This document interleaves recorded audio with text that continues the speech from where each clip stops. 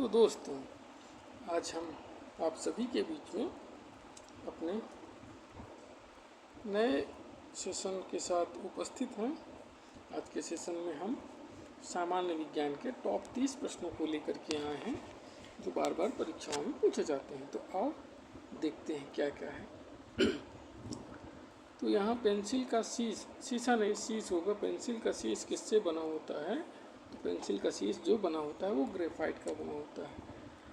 अगला प्रश्न है, जीव विज्ञान तथा जंतु विज्ञान के जनक कौन है? तो इसके जनक है अरस्तु। खून का रंग लाल किसके कारण होता है? तो इसका सही जवाब होगा हीमोग्लोबिन के कारण खून का रंग लाल होता है। आइए अगला प्रश्न देखते हैं, सर्वदाता रक्त समूह कौन सा होता है? ओ समूह को रक्तदाता समूह सर्वदाता रक्त समूह कहा जाता है, ओ समूह को। अगला देखते हैं, सर्वग्राही रक्त समूह कौन सा होता है? तो AB समूह जो होता है वो सर्वग्राही रक्त समूह होता है। शरीर में ऑक्सीजन का परिवहन कौन करता है? तो शरीर में ऑक्सीजन का परिवहन रक्त खून करता है। खून के द्वारा शरीर में ऑक्सीजन का जो परिवहन होता है वो होता है, मतलब कि खून जो होता है वो ऑक्सीजन को सभी अंगों तक ले जाता है। मूत्र का निर्माण कहाँ होता है? तो मूत्र का निर्माण वृक्क में होता है। वायु किसका मिश्रण होता है? तो वायु गैसों का मिश्रण है। ध्वनि की इकाई क्या है? ध्वनि तीव्रता की इकाई क्या होती है? ध्वनि तीव्रता की इकाई डेसिबल है। क्या है ध्वनि तीव्रता की इकाई? ध्वनि तीव्रता की इकाई है डेसिबल। क्या है ध्वनि तीव्रता की इकाई? ध्वनि तीव्रता की इकाई हमारी है डेसिबल। ठीक है, ध्वनि तीव्रता की इकाई हमारी है डेसिबल।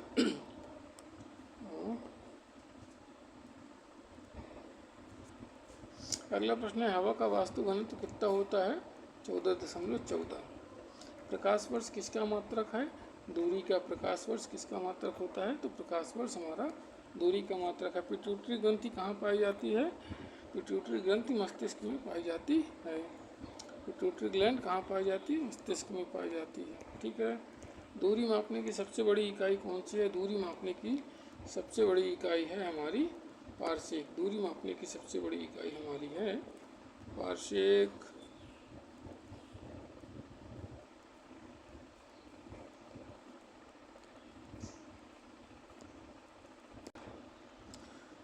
दूरी मापने की हमारी सबसे बड़ी इकाई कौन सी है? तो दूरी मापने की सबसे बड़ी इकाई है पारसेक। प्रोटीन का पाचन कहाँ होता है? प्रोटीन का पाचन होता है छोटी आंत में। प्रोटीन का पाचन कहाँ होता है? छोटी आंत में। ठीक है, मनुष्य में पाचन कहाँ से प्रारंभ हो जाता है? मनुष्य में पाचन जो है मुख से प्रारंभ हो जाता है। टीबिया नामक हड्डी कहाँ पाई जाती है? टीबिया नामक हड्डी टांग में पाई जाती है, मतलब टांगों में टीबिया नामक हड्डी पाई जाती है। टीबिया फिबुला है ना, दोनों टांगों में पाई जाती हैं। समझ गए? तो आइए अगला देखते हैं, वायुमंडल में ऑक्सीजन की मात्रा किसके द्वारा संतुलित होती है? प्रकाश संश्लेषण के द्वारा। प्रकाश संश्लेषण एक ऐसी क्रिया है जिसके द्वारा पौधे अपना भोजन बनाते हैं और इन्हीं के द्वारा जो है ऑक्सीजन की मात्रा को संतुलित करते हैं। क्योंकि प्रकाश संश्लेषण की प्रक्रिया में पेड़ पौधे ऑक्सीजन छोड़ते हैं और कार्बन डाइऑक्साइड को ग्रहण करते हैं। तो इस प्रक्रिया के द्वारा ही वायुमंडल में ऑक्सीजन संतुलित रूप में होती है। ठीक है, अगला देखते हैं, मनुष्य नेत्र के स्पष्ट दर्शन की न्यूनतम दूरी क्या है? 25 सेंटीमीटर होती है। कितनी सेंटीमीटर?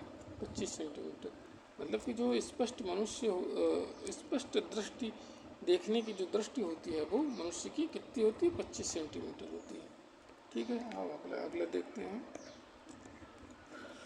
मनुष्य की खोपड़ी में कितनी हड्डियां होती हैं? तो मनुष्य की खोपड़ी में कितनी हड्डी होती हैं? 29 हड्डी होती हैं। 29 हड्डी होती हैं मनुष्य की खोपड़ी में। 29 कैसे होती है? एक हाइड होती है, हाइड हड्डी होती है एक, हाइड को मिला करके 29 हो जाती है। ठीक है, और नहीं तो 28, कहीं कहीं आपको 28 भी देखने को मिलेगा और कहीं कहीं आपको 29 देखने को मिलता है। ठीक है, अगर दोनों ऑप्शन में जो किसी भी प्रश्न में दोनों विकल्प एक साथ नहीं आते हैं, या तो आएगा 28 आता है या फिर 29, तो जहाँ पे आपको 29 देखने को मिले विकल्प में वहाँ 29 लगाएंगे, जहाँ आपको 28 मिलता है तो वहाँ आप 28 करेंगे। ठीक है, ओके, चलो अगला देखते हैं। मानव शरीर की सबसे लंबी अस्थि कौन सी है? तो मानव शरीर की सबसे लंबी अस्थि है हमारी फीमर। मनुष्य के शरीर में पसलियों के कितने जोड़े पाए जाते हैं? तो पसलियों के कितने जोड़े पाए जाते हैं? 12 जोड़ी पसलियाँ पाई जाती हैं मनुष्य के शरीर में। ठीक है, अगला देखो, अस्थियों का निर्माण किन ऊतकों से होता है? तो अस्थियों का निर्माण जो है संयोजी ऊतकों से होता है। किसके होता है? संयोजी ऊतकों से। हमारी खोपड़ी की हड्डियां किस प्रकार की संधि के द्वारा जुड़ी रहती हैं? हमारी खोपड़ी की हड्डियां जो हैं वो अचल संधि, कौन सी संधि होती है? अचल संधि के द्वारा जुड़ी होती हैं, अचल संधि के द्वारा जुड़ी होती हैं। ठीक है, आ जाओ अगला देखते हैं। फेफड़ों के ऊपर का आवरण किसका बना होता है? तो फेफड़ों के ऊपर का आवरण जो होता है वो किसका बना होता है? प्लूरल, प्लूरल का बना होता है। प्लूरल कल का बना, प्लूरल कला का बना होता है, प्लूरल कला का बना होता है। ठीक है, आ जाओ अगला देखते हैं। हड्डियों में कौन सी प्रोटीन पाई जाती है? तो हड्डियों में ओसीन नामक प्रोटीन पाई जाती है। कौन सी प्रोटीन हड्डियों में पाई जाती है? ओसीन नाम की हड्डी जो है, ओसीन नाम की प्रोटीन हड्डी में पाई जाती है। ठीक है, अगला देखते हैं। वयस्क मनुष्य के शरीर में जल का प्रतिशत कितना होता है? वयस्क मनुष्य के शरीर में जल का प्रतिशत 65% जल होता है। लार में कौन सा एंजाइम पाया जाता है? तो लार में टाइलिन नामक एंजाइम पाया जाता है। लार में कौन सा एंजाइम पाया जाता है? टाइलिन नामक एंजाइम लार में पाया जाता है। और वयस्क मनुष्य के शरीर में जल कितने प्रतिशत पाया जाता है? तो 65% होता है। ठीक है, आ जाओ अगला देखते हैं। अगला प्रश्न, रक्त समूह की खोज किसने की थी? रक्त समूह की खोज कार्ल लैंडस्टीनर ने की थी। किसने की थी? कार्ल लैंड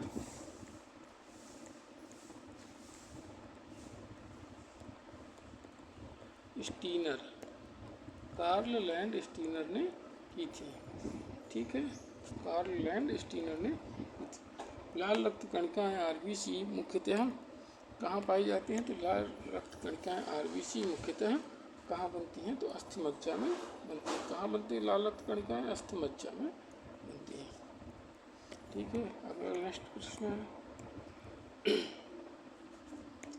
रक्त दाब मापने के लिए किस उपकरण का प्रयोग किया जाता है? तो रक्त दाब को मापने के लिए स्फिग्मोमैनोमीटर का प्रयोग करते हैं। किसका प्रयोग करते हैं? स्फिग्मोमैनोमीटर का प्रयोग करते हैं रक्त दाब को मापने के लिए। ठीक है, अगला देखते हैं। नाखून में कौन सा प्रोटीन पाया जाता है? तो नाखून में हमारे नाखून में केराटिन नाम का प्रोटीन पाया जाता है। जल का अधिकतम घनत्व कितना होता है? जल का अधिकतम घनत्व जो होता है 4 डिग्री सेंटीग्रेड होता है। जल का अधिकतम घनत्व कितना होता है? 4 डिग्री सेंटीग्रेड होता है। अगला प्रश्न, मनुष्य का सामान्य रक्तचाप कितना होता है? मनुष्य का सामान्य रक्तचाप 120/80 होता है। मनुष्य का सामान्य रक्तचाप कितना होता है? 120/80 होता है। बस आज के लिए इतना ही। अब आप मिलते हैं आपसे अगले वीडियो में, नेक्स्ट वीडियो में।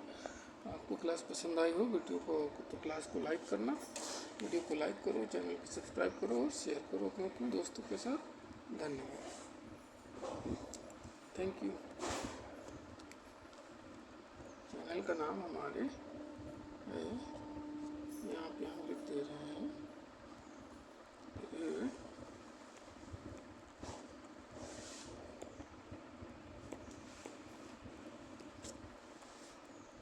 ठीक है, थैंक यू।